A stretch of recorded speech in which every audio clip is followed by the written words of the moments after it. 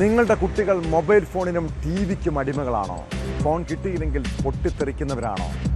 എങ്കിൽ സൂക്ഷിക്കണം കേട്ടോ.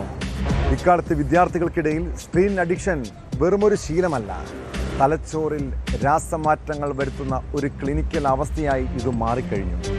ഇതവരെ ആത്മഹത്യാ പ്രവണതയിലേക്കോ കടുത്ത വിഷാദത്തിലേക്കോ നയിക്കാം. പാലക്കാട് മുതുകുറിശ്ശിയിൽ 12കാരൻ ജീവനൊടുക്കിയ സംഭവത്തെ അതീവ ഗൗരവമായി കാണണം.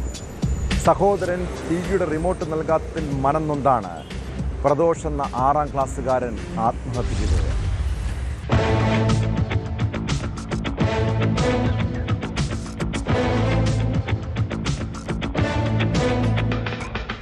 രാവിലെയാണ് കുട്ടിയെ വീട്ടിന്റെ തട്ടിൻപുറത്ത് തൂങ്ങി മരിച്ച നിലയിൽ കണ്ടത്.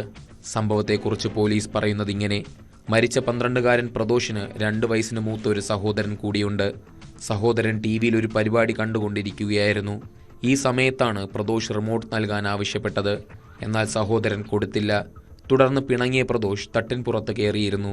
വീട്ടുകാർ ഇക്കാര്യം കണക്കിലെടുത്തില്ല. പിണങ്ങി തട്ടിൻപുറത്ത് കയറിയിരുന്നതാകുമെന്ന് കരുതി. പിന്നീട് കുട്ടിയെ കാണാതെ വന്ന് തിരക്കിയപ്പോഴാണ് തൂങ്ങിയ നിലയിൽ കണ്ടെത്തിയത്.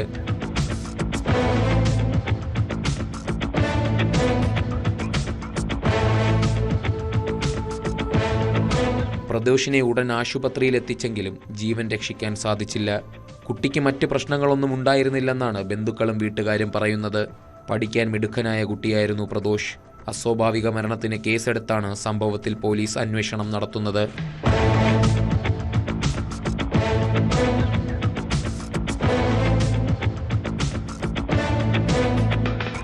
ന്യൂസ് 18 പട്ടാമ്പി. കൂടുതൽ വാർത്തകൾക്ക് news 18 Keralam YouTube channel subscribe ചെയ്യുക.